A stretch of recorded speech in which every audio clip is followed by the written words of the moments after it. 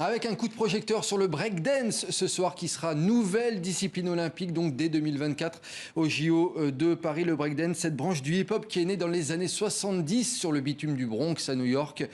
Et on va donc pouvoir avoir le droit de vivre ça aux prochains Jeux Olympiques. Et pour en parler, Yasmina Benbekaï, spécialiste du hip-hop et experte breaking et breakdance à Radio France. Moi j'ai déjà une question, Yasmina, le breakdance, discipline olympique à Paris en 2024, c'est une sacrée surprise comme ça sur le papier. C'est énorme, c'est une belle victoire, une discipline qui existe en France depuis 40 ans, depuis 1982 à peu près.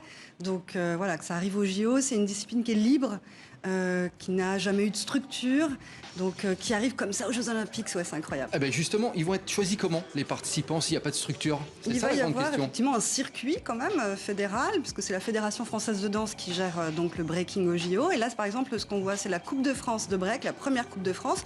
Il va y avoir un championnat de France à la fin du mois d'août à Aix-en-Provence.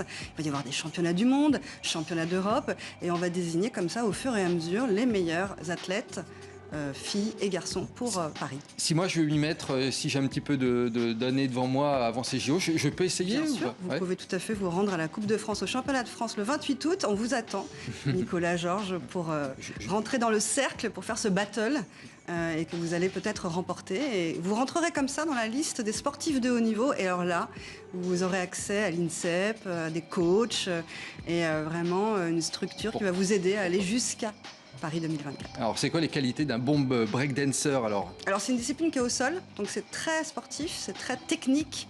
Donc avec, voilà, on voit la petite Kimi qui a 14 ans, elle danse depuis qu'elle a 7-8 ans, son grand frère l'aide aussi, fait partie d'une équipe, d'un crew, ce qu'on appelle un crew, les Immigrants, et elle a remporté donc la première Coupe de France à seulement 14 ans.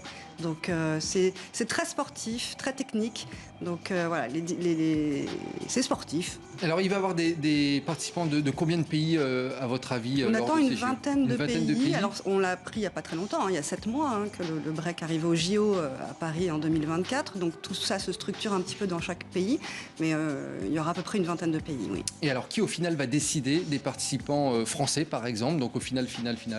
Eh ben c'est le circuit, c'est les championnats, c'est des juges, c'est la Fédération française de danse, c'est des experts aussi, des experts de partout en France. C'est rattaché à la Fédération française de danse, d'accord. Oui.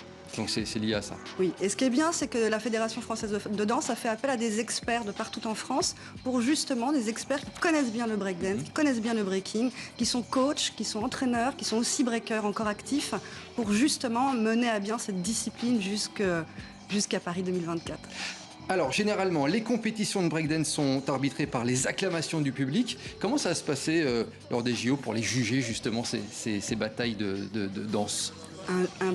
Il y aura sûrement une équipe de juges, des jurys, voilà, qui seront normalement adeptes à cette discipline, qui connaît bien cette discipline, on l'espère. Et puis voilà, il y a des questions quand même qui se posent. Alors c'est entre l'art et le sport, le breaking, donc forcément il y a encore des questions qui se posent, des problématiques, mais c'est en bonne voie pour justement établir un jury digne de ce nom pour Paris 2024. On va suivre tout ça en 10 secondes. Yasmina Benbekaï, est-ce qu'il y a un terme en français pour désigner le breakdance? Alors b-boy pour les garçons, b-girl pour les filles et breaking, c'est le mot générique. C'est le mot générique. Breaking. Et bon, on va suivre tout ça. Merci en tout cas d'être venu sur le plateau de TV5 Monde et on a hâte d'être en 2024 pour découvrir ça grandeur nature.